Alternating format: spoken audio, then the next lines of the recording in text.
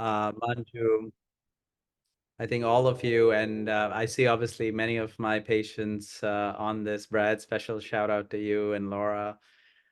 Gina, I heard you're joining as well. But thank you for having me this evening, and thank you for inviting me to talk about a topic which I think is something that I've held near and dear to my heart for many years and most of my career. And so I'm hoping I'll share some insights on this, and then hopefully we'll have some time for questions and go through some relevant things. I don't have any relevant disclosures to this talk. And I wanted to frame this slightly differently. I had a chance to look at the Town University and the spectacular talks that have, already been part of this group. And thank you again for putting this together. I think this is such a remarkable resource for our patients. But I'm going to take a slightly different way of looking at peritoneal metastases. How do we think about this problem? Where is the future of this field headed?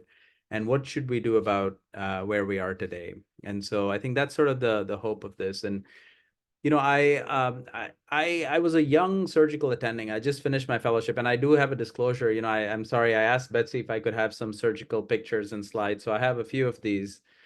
But I'll tell you why this is a problem, because I took care of this patient very early on in my career, um, and he was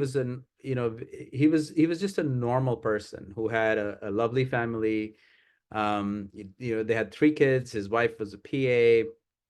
He was a local school teacher in our community where we lived. And, he had colon cancer. He did the right thing. He got his surgery, which was great. He had chemotherapy, which was fantastic. A year later, he was in the emergency room with a bowel obstruction. And I thought, oh, I'm going to fix this problem, and it's going to be no big deal. And I this is what we call a laparotomy. So I've opened his abdomen up. This is his liver. This is the colon. This white stuff was his cancer. This was like Elmer's glue and had not been picked up on any of his CT scans. He had had a ton of CT scans before this. He had had CEA tumor markers every few weeks. He had done everything that we as doctors had said he should do and more. Like, he had fixed his diet, he fixed his exercise, he did everything right, and he died of this bowel obstruction. And I felt like he was cheated of the opportunity of talking to his family about this. And I was very distraught early on in my career when I saw that we had done everything right and by the book, and this precious life was lost, and in its wake a lot of people were affected by it. And so that's something that I've always been trying to see, how can we change this? How can we change this narrative? And if you think about it, colon cancer is one of those cancers which actually is a success story. With colonoscopies and screenings and early detection and diagnosis, we have changed the mortality in this field, and we have started doing a lot better for patients. And in fact, if you think at stage 1 colon cancer, we cure majority of patients with stage 1 colon cancer. And even with stage 2 colon cancer, we can actually cure up to 80% of patients very easily with surgery, maybe some chemotherapy based on ctDNAs. But often you can actually cure patients with this disease. But when we looked at patients who had been on clinical trials that were stage 2 colon cancer and had gotten different types of treatments, we found this uniform pattern. The pattern was this. It was that if the cancer was locally advanced, it was growing out through the wall of the colon, or the margins were positive on the edges. So think of the colon like a pipe or a tube. And if the cancer is coming out to the edges or the outside of this, these patients would routinely do way worse than the others who were cured of their cancers. And in fact, we saw in stage 2 patients in this trial that we did a secondary analysis of, at 5 years, only half of the patients were alive. And if it was stage 3 and patients had presented with obstructions or these, again, locally advanced tumors, the survival wasn't just quite the same. Whereas on the other hand, even with stage 3 colon cancer, 80% of patients were being cured when we found this early. So the big question is, what was happening to these patients that had these locally advanced tumors?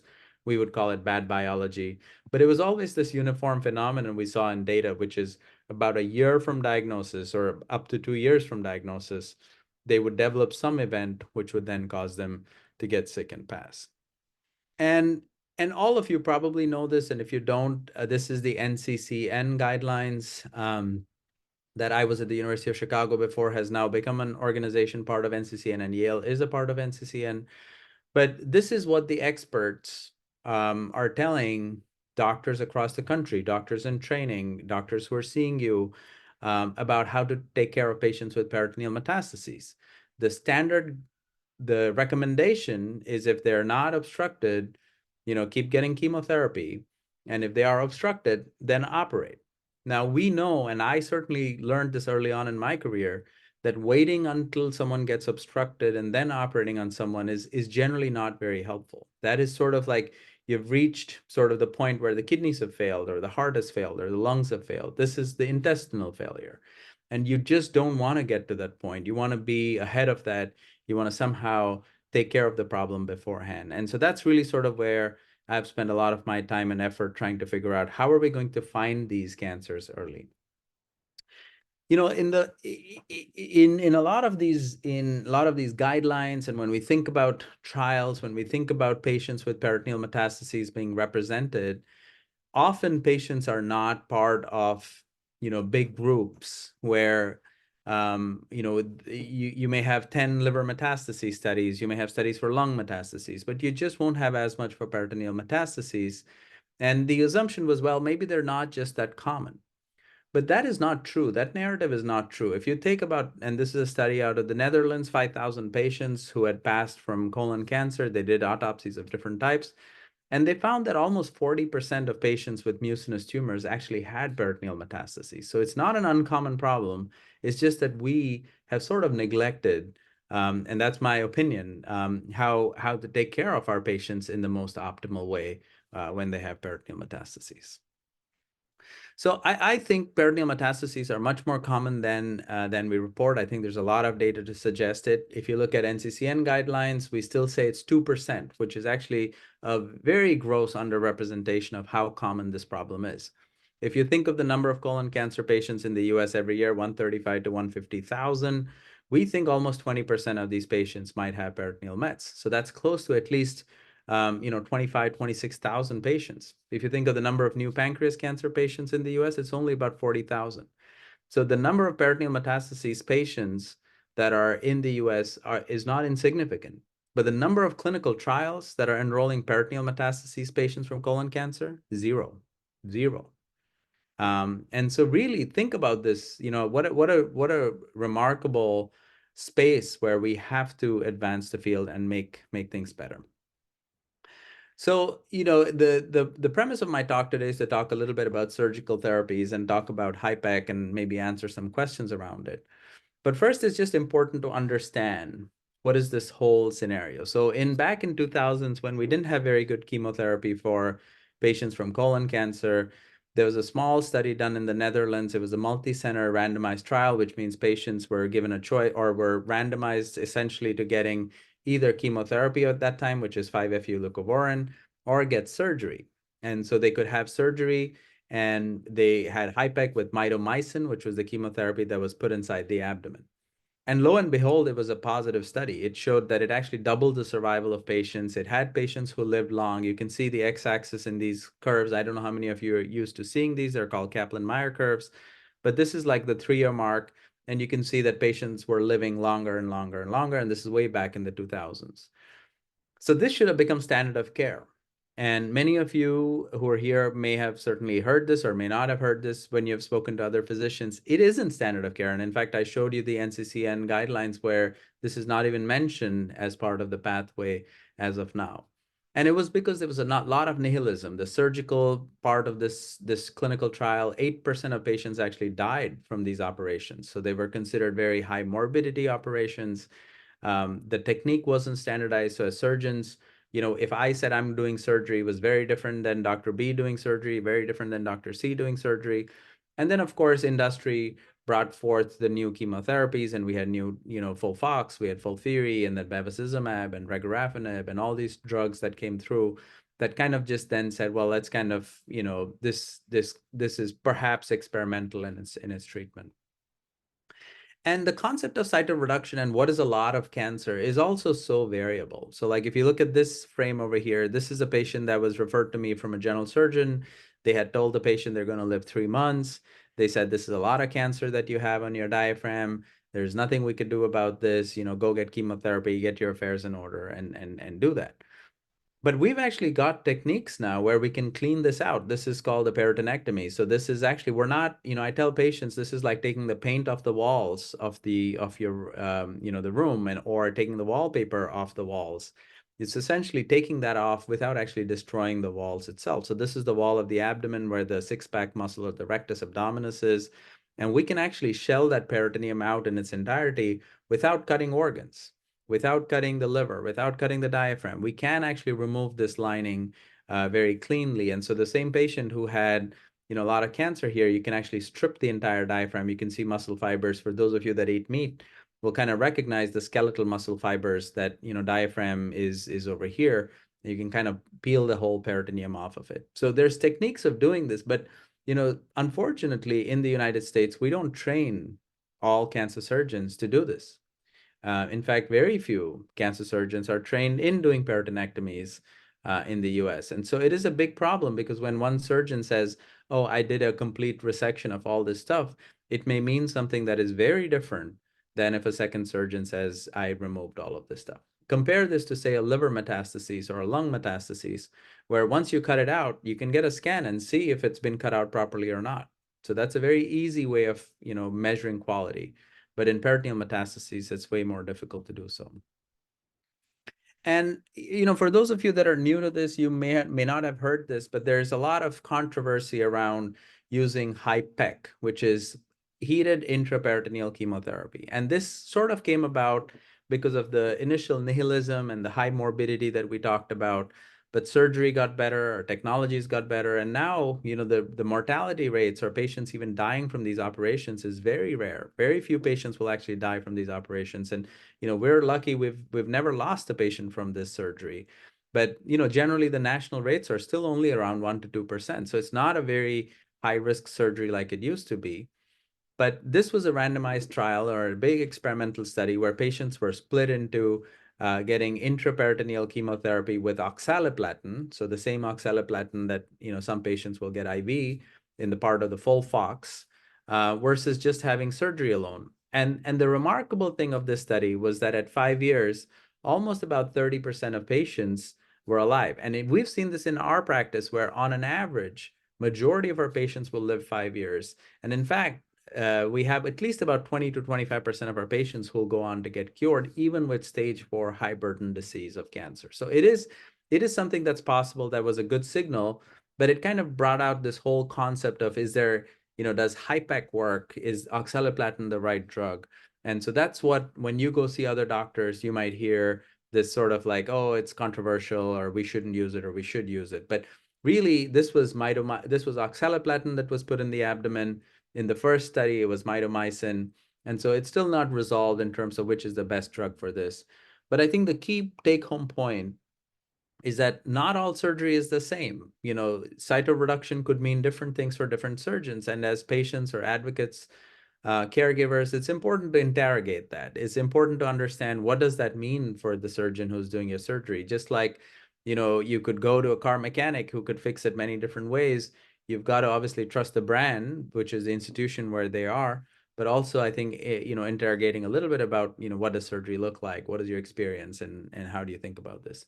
But to remember that cure is possible. This is not just a purely palliative, procedure that, we're talking about. This is something where, there is a possibility, especially if detected early, if found with low burden of disease, you can really make a big difference. In fact, when we find patients with PCI scores less than 5, so very little disease, patients will live easily. 90% of patients will live 5 years or longer. So it's a remarkable sort of a phenomenon in terms of where you can make an effect on patients. And then the third thing that I do want to encourage, and this, may not be quite relevant to this group of, folks listening, but I think important for the bigger colon town population, is that for patients who have colon cancer, and this is the colon cancers that are obstructed, the T4 tumors. This was a randomized trial also done in France, where they basically said, well, let's go back later and look and see if patients have peritoneal metastases versus just do CT scans, CEAs, things like that. and 32%, so 1 in 3 patients, had peritoneal metastases, which was not detected on CEA or imaging. CT scans were not good enough to pick up patients with peritoneal metastases. And these are patients with curable cancers. With curable cancers, they were not detected. Now, unfortunately, this trial was a negative trial, which means they said, well, let's go find them early and then treat them with oxaliplatin in the belly. It didn't help patients live any longer than those that were just getting, scans and CEA. So we don't know how much it makes a difference, but we do know that there's a big proportion of patients with colon cancer who develop these little peritoneal metastases that are undetected by our current technologies. And so who are these folks? These are folks that have had obstructions when they were diagnosed, or they had these little deposits right around the cancer where it was, or they had an ovarian metastases. These are patients that will have imaging occult recurrences, which means it'll come back to the lining of the abdomen, but you just can't see it on any of the scans. Similarly, if the cancer is perforated, so this was another study where they said, well, if the cancer is, like this, let's try to see if we can prevent it. And so let's give chemotherapy at the time of the surgery in the belly. So let's do a HIPEC right as patients are having this diagnosis, see if we can prevent these cancers from coming. And in this case, they found that 1 in 5 patients actually develop peritoneal metastases, but giving intraperitoneal oxaliplatin or HIPEC with oxaliplatin did not improve survival for patients. So yes, patients lived longer. You can see over here, majority of patients, even with these advanced cancers, were living longer, but it didn't really improve it by doing HIPEC with oxaliplatin. But what is new and what is very interesting is that the same thing that we saw in the initial trial back in 2003, when the same group of patients were given HIPEC with mitomycin, so not oxaliplatin, but mitomycin, right at the time of their resection, they found that these patients actually had much better local regional control compared to those that just got chemotherapy. So you can see that in this group of patients, they had a T4 cancer, they had surgery, they got HIPEC, it was done laparoscopically actually many times, and they got systemic chemotherapy. So they got the regular FOLFOX or capecitabine or Xelox, and this group was randomized, and they found that these patients who got HIPEC actually had a better local regional control. So it's an interesting phenomenon to seeing, can we prevent peritoneal metastases?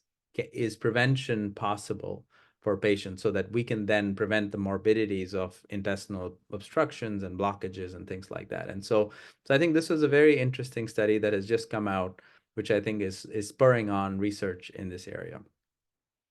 So I think the key message is that if patients have T4 tumors, and if one of you or your family members had a T4 colon cancer, or perforated colon cancer, obstructed colon cancer, had 1 or 2 ovarian deposits if you're female, these patients are at incredibly high risk of having imaging occult peritoneal disease. So cancers that spread back to the lining of the abdomen and are not easily detectable on scans, CEAs, and other sorts of markers. So I think that is the key part here, and a very important area for research and advancing the field.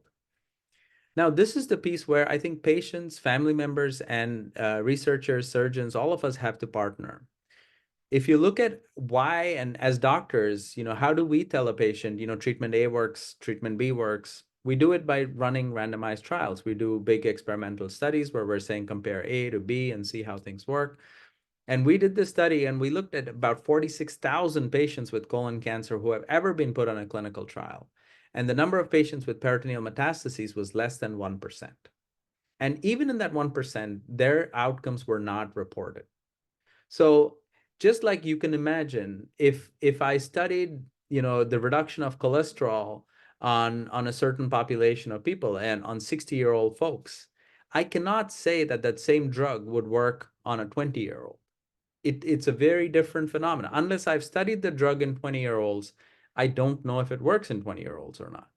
Similarly, if colon cancer drugs work in liver metastases and lung metastases, that's great. But we know that peritoneal metastases are a different beast altogether. And we need to include patients in clinical trials. We need to be deliberate about this. We need to advocate for this. And that's how we will know if FOLFOX works for my patients, if FOLFIRI works for my patients, FOLFIRINOX works for my patients. We have no idea how well it works for our patients with peritoneal metastases. And this is a big area that I think we all have to keep working together on. So I think I mentioned this briefly to all of you. HIPEC is essentially has three components. It has heat, which essentially potentiates the effects of chemotherapy. It penetrates chemotherapy into the blood vessels better. It has the advantage of being a single-time delivery. You can certainly add other sorts of components to it. It has flow, so it actually perfuses and diffuses through the entire peritoneal cavity, so it kind of washes all the different spaces. And you can give high concentrations of chemotherapy like mitomycin, which if I were to give that same dose of mitomycin IV, majority of my patients would be sick, and they would be very, very sick. But you could put it in the abdomen and you can put high concentrations, and it barely gets absorbed into the bloodstream. So it's actually a very remarkable way of delivering chemotherapy, very attractive. In the concept that when you have all these little spots, you can kind of deliver that. I tell a lot of my patients, it's sort of like you have, grease or someone spilled something on the floor, you clean it off, and then you spray the Lysol or you spray something else on it to kind of sterilize that surface. So that's sort of how HIPEC works. This is how we do big open HIPECs where patients have large burden of disease or many different sites. But now we can do these laparoscopically as well. So that is the goal, can we find cancers early? Obviously, the best goal is to prevent it. But if we can't prevent it, can we find them early enough that we can actually do it laparoscopically, where we can remove the cancer, we can do the HIPEC, patients go home the same day, a couple days later. So there's different sorts of ways of approaching this space. And then some of you might have heard this as well. The challenge with HIPEC is carried inside a fluid. And so if there's a lot of scar tissue from previous surgery, or the chemotherapy does not quite distribute as well because the fluid is a little bit heavy, and so it's a little bit harder to circulate it, what about doing PIPAC? And PIPAC is basically creating an aerosol. So essentially the same concept. You take the same chemotherapies, but you aerosolize it and you put it inside the abdomen, put it under pressure, and the hope is you can actually deliver this chemotherapy to the abdomen better, so it can diffuse across these adhesions and scar tissue. And it is something that is being investigated right now, a lot in Europe, a little bit in the United States under clinical trials. And the premise, though, is that PIPAC, at least initially and where it is today, is more a palliative intent approach, where you're saying, can we control the cancer in some way? Can we actually treat it? But the interesting phenomenon is that some patients who are getting these multiply are able to then go on to having surgery and get it removed. And then can we really convert this to a curative intent approach? So it's a very interesting approach and certainly has, lots of exciting things.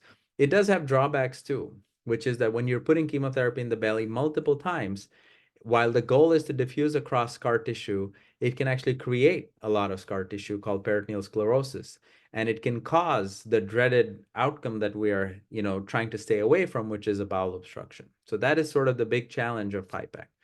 And Betsy had asked me to talk briefly about e-PIPAC as well. And again, this is not something that I have started doing here in the US, but I think we as a group are really thinking hard about how to do this. When I say we, I'm talking about the entire country, and we're talking, about how to do it responsibly, how to make sure our patients are able to get the treatments, but be safe. But e-PIPAC is a concept where you put an electrical charge on the upper abdomen or the anterior abdomen, the front of the belly, so that the chemotherapy that is in the aerosol that starts going down by gravity is attracted back up, so you can actually treat the upper or the anterior surfaces. So that's e-PIPAC, which is another newer way of delivering PIPAC. And so, if you think of normal selection criteria, and I had a little animation that was supposed to be, yeah, there you go. So, if you think of which patients are candidates for cytoreductive surgery and HIPEC, the classic textbook teaching is that you should have low PCI score, which is a way that we measure the abdomen. So we measure the abdomen in 13 zones. We give it a score that goes from 0 to 3. So the score goes from 0 to 39. And we say if it's a low PCI patient, they will do well. And this has been borne out by many studies where we say less cancer, complete removal of cancer are the two most important things that are necessary to help patients live long. So low PCI, we don't like operating on patients with multifocal bowel obstruction. So one bowel obstruction is fine, but if they have 3 different areas where the intestines are kinked or twisted because of cancer, that's tough. Or if they have blockages in their kidney tubes called ureters. They have quick progression, so they just had their cancer removed, they got chemotherapy, and the cancer has come right back. Or they've been getting chemotherapy and the cancer is growing. These are patients that generally we don't offer cytoreductive surgery and HIPEC to. Patients who have a lot of ascites, so the fluid is filled up with sort of, cancerous fluid being inside the abdomen, or if they have liver metastases, lung metastases, bone metastases, lymph nodes, and or BRAF mutations. But this is why I have this checkbox here is I actually have done surgery on every single of these so-called relative contraindications for patients with peritoneal metastases, because I truly believe that we are still not good enough in selecting patients. We obviously want to be good, and we want to make sure that we're not hurting our patients. And so these are broad principles that I think all of us stick to in saying, we will not do surgery, in patients that have these broad principles, but we've all taken care of patients that have liver metastases or lung metastases or BRAF mutant, serous ascites. And it's interesting when you start doing these things and you're careful and you've done it long enough and it's an informed consent and it's a joint participation of decision making. I think you learn new things. So what did we learn? We learned that BRAF mutations, which are horrible for liver metastases and surgery for liver metastases, are actually not that bad for peritoneal metastases. In fact, we know BRAF mutations cause peritoneal metastases, are very significantly associated with peritoneal mets.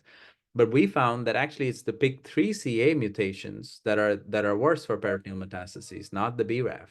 And so it is something where, by doing these treatments, by taking care of patients and doing this in a thoughtful way, you're able to get to better states where you're not measuring every single human being by the same sort of big, broad lens and putting people into different sort of groups based on that. So I think we need to continue to innovate in sort of chemotherapies. We need to innovate in the delivery of chemotherapy, what the agents are, whether it's HIPEC, PIPAC, ePIPAC, or something else. Could we give, other types of treatments inside the abdomen? And so, this is something that, is, uh, when I was about 3 years into my career, I met Kristen, who's no longer with us. But when Kristen was diagnosed, she had everything that you would have said is part of that non-selection criteria. She had multiple liver metastases, bilobar, entire liver was affected. She had ascites. She had large ovarian metastases and peritoneal disease. And she was prognosticated to go to hospice. Actually, she got admitted. She was this young firefighter who got admitted to the hospital. She had twin daughters. She herself was a twin. And she was told, oh, you should just go to hospice and die. This is sort of it. And oh, I'm going to get a formality surgical consult with us. And Kristen ended up having cytoreductive surgery in HIPEC. She had a hepatic artery infusion pump, lived 5 years. And I wish it was much more than that. I think 5 years for a 30, 40-year-old human being is just too little. And I think her life ultimately was lost from the cancer. But it was something that I think was altering to the entire treating team for people to realize that you just can't measure every single person by these sorts of uniform metrics. They're important, but I think we all have to realize we're all different, and we need to kind of think about how folks do, what their wishes are, what their goals are, but similarly also marry our treatments to what patients are willing to do. And we looked at this in different settings. Can you take out liver metastases when patients have peritoneal metastases? Yes, you can. Patients don't do as well if you take 100 patients, but there are some patients that actually go on to get cured, even in the setting of having liver metastases and peritoneal metastases, liver metastases and lung metastases, liver and lymph node, liver and bone. You can actually do these things in a thoughtful way, because there are patients, when you look at these curves, you could say an average American is, I don't know, 5'9", but you will have the Michael Jordans and you will have other people who are 7 feet tall, or they'll have 4 feet tall. So there are individual human beings who will do a lot better or differently with therapy. So I think it's important to kind of recognize that. And so I do think selection is important. I do think it's important for us to identify the fact that not one size fits all, but yet be safe. Like I think, and this is the tricky part for us, sometimes I'll take risks and we'll do surgeries because we have these conversations, and then 3 months later, the cancer is back. That is incredibly defeating for everyone. It's defeating for me. It's defeating for the patients and their families. But we have to learn, and we have to figure out how we're going to do this better. And I have some ideas, and I'll share some of those with you. So I think one of the things that I think we all have recognized, and you probably know this a lot more than me, but this is something where we've been very interested in studying the microbiome as it associates with colon cancer. And one of my colleagues, when I was at the University of Chicago, had done this very interesting experiment. He took mice, he gave them a Western diet, did a colon resection, put them back together, and then put some colon cancer cells inside. And it was crazy. These mice would grow colon cancers in the peritoneum. It would grow on the outside of the connection, not on the inside of the connection as much. And when they had a Western diet, they actually had a much higher than when they ate chow. And this is, again, animal experiments. And when you actually introduced a certain type of bacteria called E. faecalis, which is a collagenolytic bacteria, it actually significantly increased the chances of patients getting peritoneal metastases. So we know some bacteria are associated with the development of colon cancer, but we alter the microbiome around the periods of surgery such that, patients with these could potentially have much significantly worse disease courses. We're finding bacterial RNA and some of these metastases. And so there's a lot of interest in, could this be a phenomenon where there's more to the story than just the genetics or just the cancer, but is there a component of the microbiome that's contributing to peritoneal metastases being more virulent versus being very slow growing and indolent? And we've been trying to do some research on trying to figure out how can we identify these diseases better. And there's a lot of debate in the peritoneal community. Should we be doing MRIs for surveillance? Should we do CT scans for surveillance? Should we do a combination of both of these? And the answer is we don't know. MRIs are slightly better, but they're longer studies. They're more discomfort for patients. You still have to do a CT scan of the chest because the MRI is not very good in the chest. It reduces radiation, but it's very sensitive to motion. So if someone is, laying in the scanner for 2 hours and they have to hold their breath a lot and they have to do a lot of stuff and they can't do it very well, an MRI is not a good study for that patient. In fact, a CT is way better for those patients. And so it's a big sort of an area of research of everyone to try to figure out how do we actually find which is a better technology. I use CT scans often for colon cancer, but we have protocols for MRIs for peritoneal disease, especially when there's liver metastases, rectal cancers. I think those are the spaces where MRIs are tremendously helpful. And then this is an area that I saw on the university. You've had some lovely talks from some very, very strong leaders in this space. But there are two concepts. One is called cfDNA, which is cell-free DNA. And then there is ctDNA, which is circulating tumor DNA.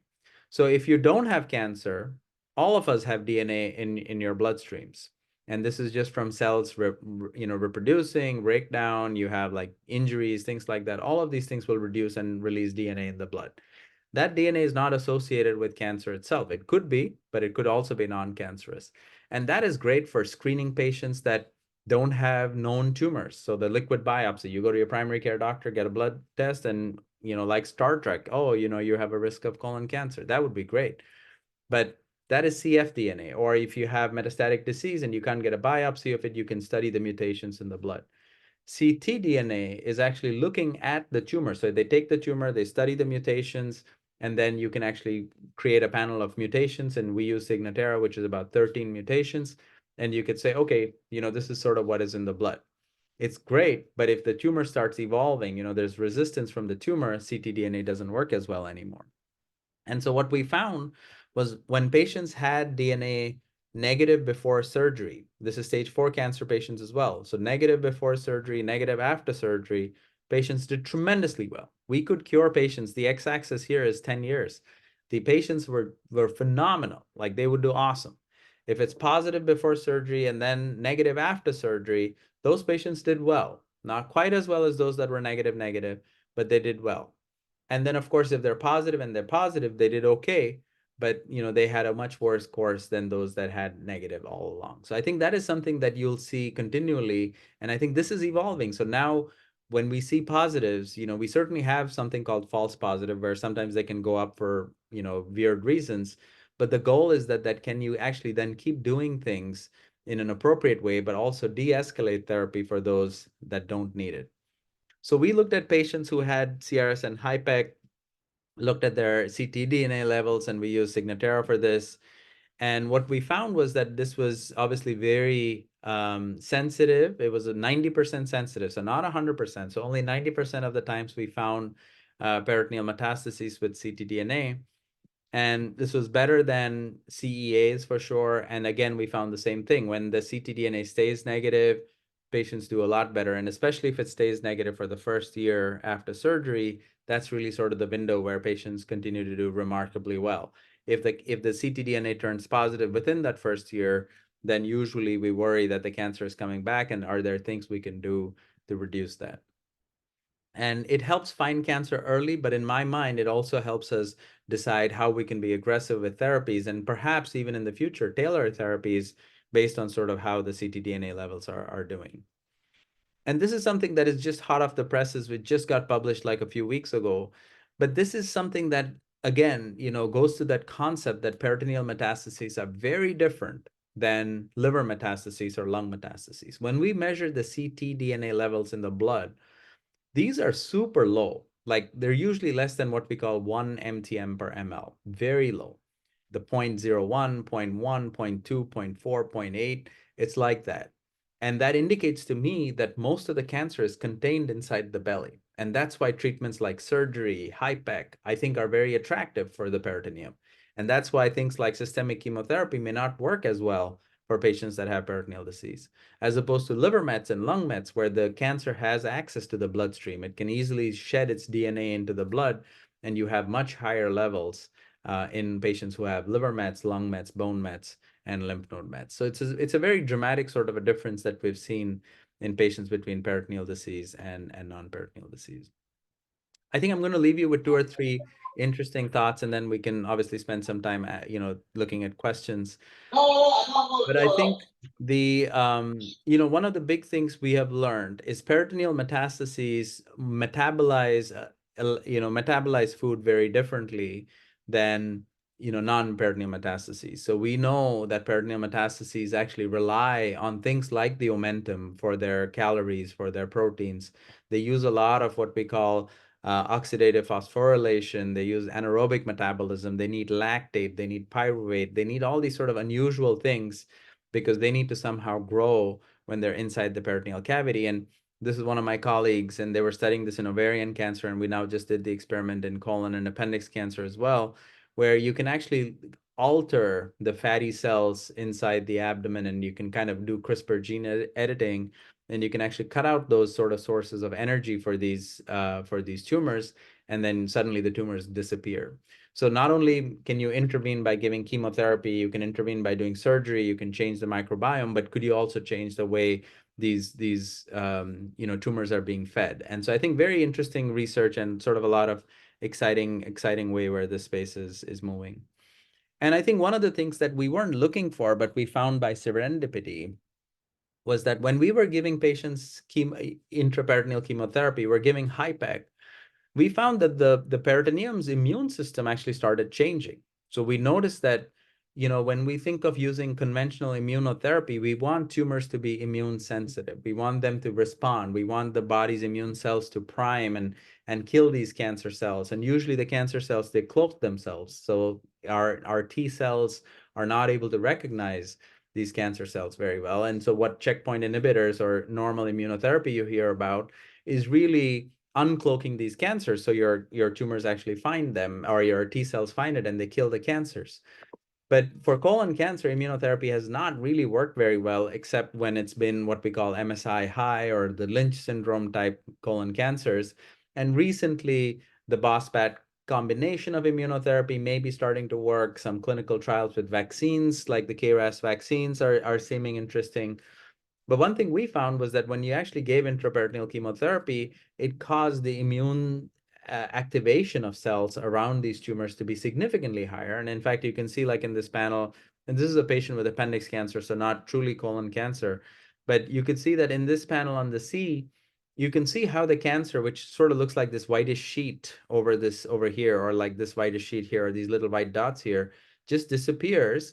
But then when you study it, you see that there's a lot of immune cells that have come to these tumors, and they're activated and they're actually working. So very interesting space to seeing if just even giving these chemotherapies and maybe perhaps combining it with immunotherapy or vaccines may be the way that we can actually accelerate the use of immunotherapy in this. It's not ready for prime time yet, but I think certainly interesting and something that we're all researching, and we've been talking about how to collaborate and to make this a patient-centric, low-cost trial. And so finally, I'll leave you with this effort that we've been doing. I think Colin Town, Betsy, and Manju have been very, very helpful in this. I am tired of the guidelines not advocating properly for my patients. I am tired of the fact that we don't have clinical trials for this space, and we really need to do this fast and now. I cannot go to clinic and see 20-year-olds and 30-year-olds and 40-year-olds and tell them they're going to live 5 years. That is not okay, just not okay. And we've got to change that, and we've got to change it now. And this is where I do invite partnerships and collaboration with all of you. I think that is critical. And so we've brought together a group of all doctors in the country. There's no politics, there's no nothing. Everyone who's interested in peritoneal disease, let's get on board. Let's take care of our patients. And so we've come up with these new sets of guidelines. We've gone through multiple rounds of consensus, and we've brought over 200 doctors, everyone that I'm sure that you on this call have been part of. We brought everyone to get consensus. You can see in the round two, we brought almost everyone to 99% consensus for most of our events. You can see colon cancer, synchronous, metachronous, 98% consensus amongst most of the doctors that take care of this, the experts in this field. We've done all these, what we call systematic reviews. We've collected all the evidence. We've done all this together. We've made sort of all these things. We've published them as protocols. We registered all our protocols of extracting the data. Of course, we've been working with different organizations, and we've been trying to club peritoneal disease as a group, because I think a lot of similar things seem to happen in patients who don't get enrolled in clinical trials, but the treatments. And I think this is sort of the common theme we hear from patients who have also contributed and being part of these studies and will be acknowledged as part of this work. And it's been so nice to hear this, sort of groundswell of effort that we've had in this space. We've created new education modules for all the trainees. We don't want doctors coming out and telling patients, you're going to live 3 months, if they don't know what is going on with the patients. At least as a bare minimum, we want to make sure we can educate people to understand the disease, try to explore what's going on, and then advocate for your patients. Sometimes it is true that patients may not live long, but it is important for us to at least provide the right information for them. So we've created new content for this. We've made a new curriculum similar to Colin Town University for the physicians. And I think this work is coming to a close right now. And so it is something that hopefully you'll all see very soon in publications, and you'll see hopefully changing guidelines of things like NCCN or SSO or ASCO. And so we've seen a lot of leverage and a lot of interest from a lot of groups in how we do this. So I think, I wanted to keep enough time for questions and answers. I think the field is evolving. I feel very excited. I think we're in a very, very nice space right now, because there's a good hub of researchers, there's a good hub of surgeons, there's a good hub of patients, and I think our treatments are getting better. We just need to make sure that our patients are front and center, and they're able to get these novel therapies that we're all developing or that industry is developing. And we need to make sure that anytime there's a colon cancer metastatic trial, peritoneal patients have to be deliberately included in these trials. That has to be a key core metric for any new study that comes out. We just cannot keep treating patients with peritoneal metastases the same as those with other metastatic sites. And I think that is important. I think there's a lot of excitement. We also have our own technology. I didn't show you the slides, but we think we have a blood test with which we can detect peritoneal metastases way before anything else. And so we're excited in this space. There's a lot of people doing research here, but can we find these tumors before they become metastatic and malignant and spread, I think is critical. I think the biggest thing we all need to do is for all of us to talk to the medical community, to talk to other people, to talk to legislators, to talk to folks and say, don't be so nihilistic. There are patients who live long, and we need to figure out what is it in them that helps them live long, and how can we make sure that every single patient gets that same access and same care. I think, and I know that most of you are already here, so you already know these things, but you've got to advocate for yourself. It's okay to ask your treating teams difficult questions. What is cytoreductive surgery? How many have you done? How do you do these? Do you have videos of these? Can you show me pictures? And it's okay to ask these. Obviously, ask it in a respectful fashion, but you've got to be able to advocate for yourself and your family member if you're a caregiver. You got to advocate for trials. You've got to advocate for training. Like this is something where Colon Town has done a really nice job, but then saying, hey, how do we make sure our doctors who are going to come to us in 5 years from today are going to be ready to take on the care of all of us and all our patients? How do we advance the field? And then, of course, for collaboration, for funding, and for legislation. I was so glad to hear when Betsy was telling me that you guys were in DC not long ago, advocating. And I think that is the key part over here is to get the NCI, the NIH, to start focusing on patients with peritoneal metastases.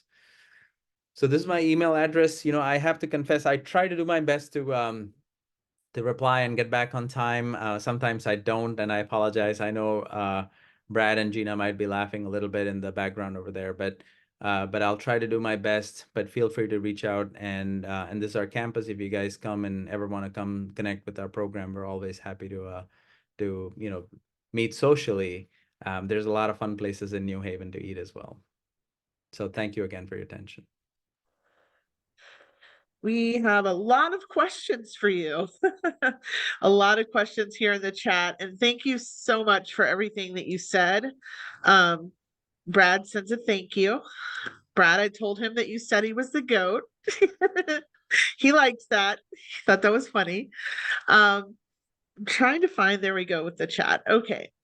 So we have a lot of questions for you. I'm going to start at the top. And also, I did receive a comment just from a BRAF patient who said, thank you for not making BRAF patients feel like this is something else, just because I'm BRAF, I can't be considered. So I echo that, as do probably a lot of people here. So when we're talking about detection of peritoneal mets, there are a couple questions around that. What do you think is the best way to detect peritoneal mets? I mean, right now the gold standard is laparoscopy or laparotomy, so surgery. So I would say those are the gold standard ways of detecting it right now. And until we have a way better way of detecting it, I do think that is still something that patients have to undergo. Now, sometimes we can forego that based on sort of scans or based on, CEAs, tumor markers, other ways of doing it. But I think if there is suspicion and it's not high risk, then I think that is still the gold standard. Great.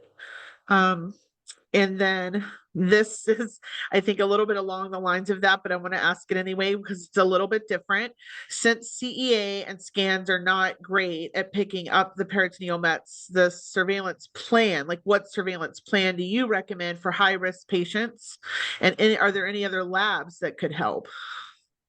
Yeah, so we've been routinely doing ctDNA, so we do Signatera for almost all our patients. We do it every 3 months at least for the first year, and then longer depending on sort of how things are going. So we do use it. It does create some trouble too. Like we have had patients where it goes false positive, then it becomes negative, and then you're like, what do we do here? Or it creates a lot of anxiety sometimes around how do we prepare over here because the scans are looking the same, patients are feeling fine, they're on treatment, but the signature has gone up a little bit. So it creates this sort of a unknown space even for us as doctors to say, what do we do here? But I truly believe in more knowledge. I think makes it better for our patients. It is a shared decision. There are some of my patients who will say, I don't want to find out, I'm happy doing it later. But I do recommend using ctDNA along with tumor markers and scans, and then very low threshold for laparoscopies if we have to do that. Okay. Can HIPEC be done in the retroperitoneum if there's no cancer in the peritoneum? Yeah, that's a good question. And it's a little bit of an interesting question because there's two reasons that colon cancer will go to the retroperitoneum. So one is that the peritoneum has been violated in some form, which means there was either a catheter or a drain over there, or they previously had surgery, or that lining has been removed for whatever reason. So that is one where the cancer actually gets access to the retroperitoneum. The second is where the tumors are in the lymph nodes. So when the tumors are in the lymph nodes, then, and there is nothing in the peritoneum itself, then I don't think you need HIPEC. Actually, HIPEC doesn't help, but you can get surgery to remove all those lymph nodes. So I do think surgery is still valuable, but I don't know if HIPEC helps in that setting. If it's gone to the peritoneum because something has been violated, then I do think you can get HIPEC again in that space. So I do think it's not unreasonable. Okay. Um, I think you already talked to this a little bit, but I'm going to ask it because there are a couple things from BRAF here. How does the BRAF V600E mutation affect peritoneal mets and chances of surgery? Yeah, so I mean, right now, not that much. I think we've been trying to explore this clinical trial where we're trying to see if we could do targeted therapies for patients with peritoneal mets, HER2 getting anti-HER2 therapy, BRAF getting directed BRAF therapy, and then doing surgery. So we've been kind of exploring these ideas. And I will say that even for BRAF mutant patients, the good solid triplet chemotherapy tends to work well. And so right now we're still using the same, but I think, I'm hoping the field will change, because the response rates is really what we care about as surgeons. We want the tumors to shrink and shrink fast. And I don't need it for a long time. Like as a medical oncologist, sometimes you're looking for longevity of control because you don't have, you want to just keep things under control and at the same time manage toxicity. For us, we want things to shrink to the best or the lowest possible so we can do surgery, clean everything out. And so, even if it's a little bit more toxic, it's a reasonable trade-off for our patients because then we're giving them a break after surgery or giving them lighter chemo after surgery. So it's kind of that sort of a premise. And so I would say it doesn't change right now, but I think maybe in the future we'll have better ways of approaching that. Great. And then one more BRAF question. Any thoughts on doing chemo or the beacon doublet prior to any HIPEC treatments? Yeah, I think that's something we've been all exploring from a trial perspective. I'm very interested in that. So we're working with some companies that are growing organoids or looking at sort of different types of technology to see sensitivity of our peritoneal metastases and if we can see in some logical way of doing, beacon doublets versus, HER2 directed therapy or some other therapy prior to surgery. I think, that would be very interesting. If a patient has a small pulmonary embolism with no symptoms, could they still qualify for CRS HIPEC? Yeah, I absolutely. I mean, I think, pulmonary embolism by itself is not a contraindication. What we get worried about is pulmonary embolism is usually either it's a function of the fact that the cancer is growing and is not being controlled well on therapy, or the patient is getting sicker of some form, or there's something anatomical that's causing these embolisms. So I think in all of these three scenarios, we get worried that are we missing something? Is there something that, the cancer is growing really fast and therefore we shouldn't be doing surgery? Because remember, surgery is a period of time where you have to actually take a break from chemotherapy, but you also reduce your own immune system. So people have there's this old sort of tale or myth that, if you do surgery, cancer will spread or grow. And that's because what ends up happening is that when cancers are not removed in their entirety and you have surgery, the body's immune system goes down. So ideally, we want to operate on patients when their cancer is sort of at its lowest or it's in a quiescent phase where the body's immune system is on top of it. And then you do surgery and then patients recover. And once they're recovered, then you get back to chemo or something else. So a pulmonary embolism could be an indicator for, something is not going right or not going right, but by itself is not a contraindication to surgery. Great. And I know you spoke about this a little bit, but maybe elaborate a little bit more on if a patient would have something like limited lung mets. How would you make that decision? I think that's again a very individual thing, and I think a lot depends, on the individual interaction I have with patients. So I don't think I don't think it's fair to measure everyone with the same scale. But having said that, I would say that if you have, let's say, a few lung metastases that I can take care of, like if we're going to be able to resect them or radiate them or do something to them, then it makes sense to go clear out the peritoneum and then in a sequential way, go clean, the lungs out as well. So I do think that is something, that approach we have taken where we've been aggressive with multiple oligometastases. So someone has a ton of liver metastases that I'm not going to be able to do surgically remove, but could I do something like Y90 or chemoembolization? So there are things that I've done. Now, if it looks like we're not under control, so like the lung mets are growing really fast or the peritoneal mets are growing really fast, those would be situations in which, doing surgery would probably not be a smart idea. Great. I think there are not too many more. Thank you so much for your time and being so generous. Have you seen better or worse outcomes with patients with mucinous cell or signet cell, sorry, or have you not seen enough of those patients to know how it affects outcome? No, we do. In fact, you know that mucinous tumors, 40% will have peritoneal metastases, and for signet ring cell tumors, 50% have peritoneal metastases. So it's a very common problem with these tumors, and they're very chemo resistant. And so I do think that patients with mucinous tumors do benefit from cytoreductive surgery and HIPEC. Signet ring cell tumors are more aggressive, so they do tend to recur faster. They do tend to come back. But again, recently I had a message from one of my patients who's now 10 years out with signet ring cell disease, who was told they were going to live 3 months. So I think it is, again, that is not always the case. So I don't want to, misrepresent and say we're curing everyone. But I do think there's patients who do remarkably well, even with mucinous tumors, signet ring cell tumors.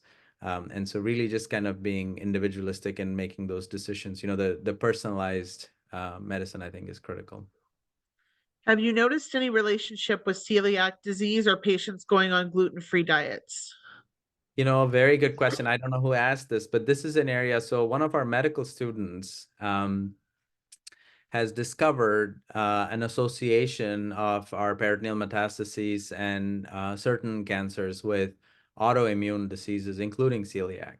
And so we're actually right now in the process of trying to understand that association and understand if there's anything called causality. So is it just happenstance together, or is there something? But we've seen in our population very high in association of this. And so you have to stay tuned. I wish I could tell you that there is a clear answer right now with gluten or celiac or other autoimmune diseases, but we don't know that yet. Besides bowel obstructions, do patients report any symptoms related to peritoneal mets? So I think bowel obstructions are very late symptoms, and we have to do our best to avoid that. Sometimes patients can present with ascites, which again is a late presentation, which is like filling up. You feel very bloated, you don't feel well, and it's kind of like distended abdomen. Occasionally, patients will present with ureteric obstruction, so blockages of the kidney tubes. But I will tell you, majority of the times, patients with peritoneal metastases are quiet, like they don't actually have symptoms, which is good and bad. It's good because you already have cancer. I mean, why do you want to, why should anyone suffer with that cancer? And it would be great if they didn't have to suffer. And I think that's important. But it's bad because then we're not finding out about these things until it's getting to a point of being too crazy. And I will tell you, I've done this many years. It's not infrequent for some of my patients. I will see them in clinic and they would tell me about their vacations, or they're going here, or they're doing that, and they're living life. I mean, they obviously, everyone is scared of cancer every single day, but they've started to live their lives. And then they'll get admitted at an emergency room because they just got a bowel obstruction, and it just came out of nowhere. And then some doctor over there will say, oh gosh, you got to go to hospice. And it is such a tricky space, that I think I wish we all had a better way of, like, predicting that. And I think that's where this research and understanding these technologies like liquid biopsies, ctDNA, et cetera, is going to be important. Great. There's one on trials. So upcoming HIPEC trials, LSTA1 plus HIPEC at UCSD. And were any teams in California involved in the consortium effort? All the teams in California, Andy Loy, Joel Baum. I think Joel is the principal investigator of that trial that is mentioned. And he's a very core part of this. I mean, everyone, I think, like I said, we've been very inclusive. So all the doctors in the country, medical oncologists, surgeons that are interested in peritoneal metastases have contributed and have been part of it. So I think our California groups, the City of Hope, UCSF, UCLA, all the big centers. I think everyone is involved.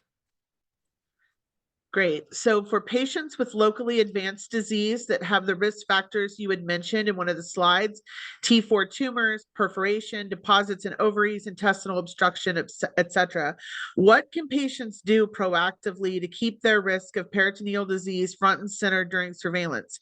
CEA, CA19-9, laparoscopic, look-see, what else? It seems that not many surgeons are willing to get patients give them a laparoscopic look-see. So how can we help convey this in Town that they have this increased risk without scaring them? Yeah, I think it's a very tough question, because again, I know I come from a biased view because I take care of patients with peritoneal metastases, and I've seen the kind of suffering it causes. And so I generally, am in favor of, anything funny, anything unusual, to take a look with a laparoscope. So I tend to live on that side. But at the same time, laparoscopies have their own risks, and it's surgery, and it's expensive, and it has all those things. And so I don't know if that is necessarily the right answer until we can prove that by finding it early, we take care of it early, and patients do well.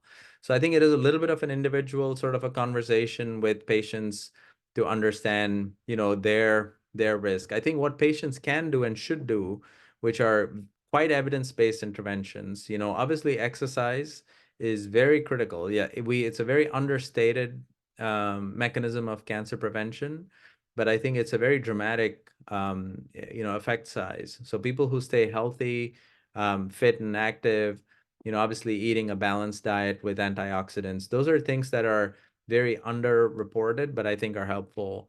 The space of probiotics and microbiome and all that is also evolving. So I think that'll also be interesting in the coming few, months and years.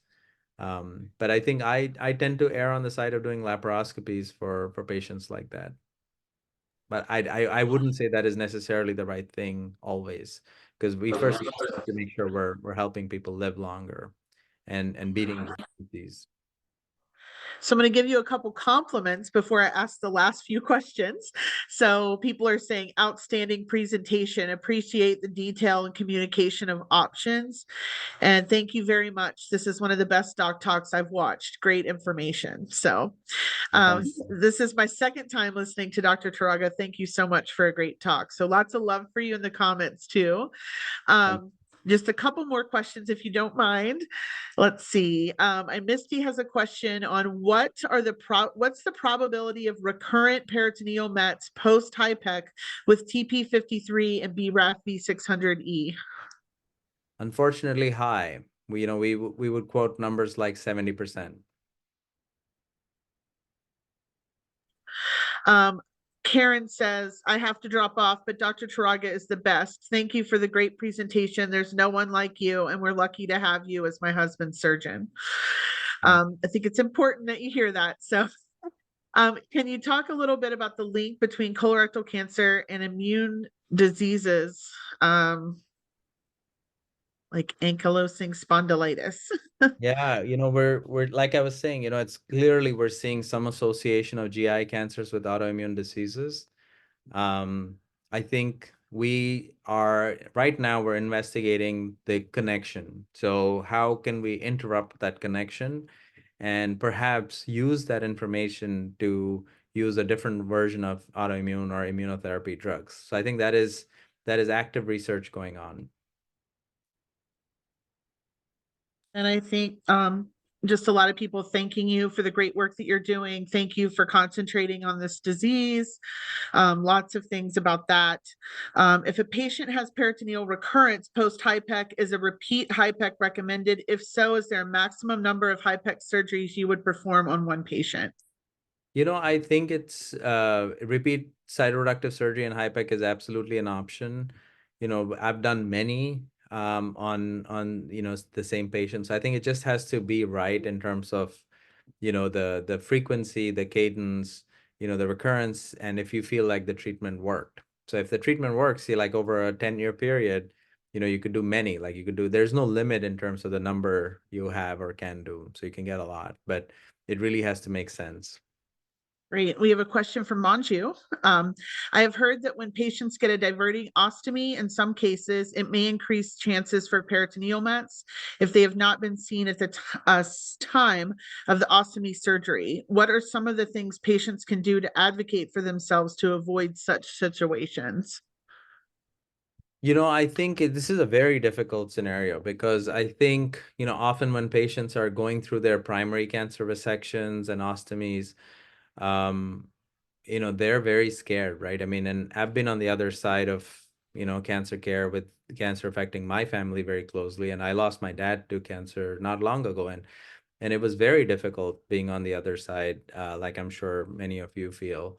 And in that moment, it's very hard to kind of, make those decisions and choices. And I think that is a more systematic solution where we have to educate, train, make sure that the right doctors are doing the right surgeries, that, as a group, you're available and accessible to patients that are diagnosed in that sort of crisis mode. Um, and so I think it's very difficult at that moment to say, do this or do that, because, at that time, your dominant fear is like, oh, I have cancer, I've got to go do surgery. And I met this doctor who said they're going to do surgery for me. So I think that is something that I think has to have a systematic solution. But I think just having patients, having access to places like Colon Town is so important because, as you probably all know, cancer navigation is not very good in the country in general. And I think a lot of patients would benefit from navigation and diagnosis. So I think that's perhaps the best thing I would say. Great. People are saying, thank you for the wonderful presentation. Listening to you has given me hope that I haven't felt for a long time. And people are agreeing with that. So people are saying, amazing presentation. Thank you for saving my husband's life, Dr. Turaga. I'm forever grateful to have learned about you thanks to Colon Town. Thank And you. I think we may just have like one more if you don't mind. What's the best strategy to deal with recurrent Mets in the lower pelvic area? Can HIPEC be done in the pelvic area?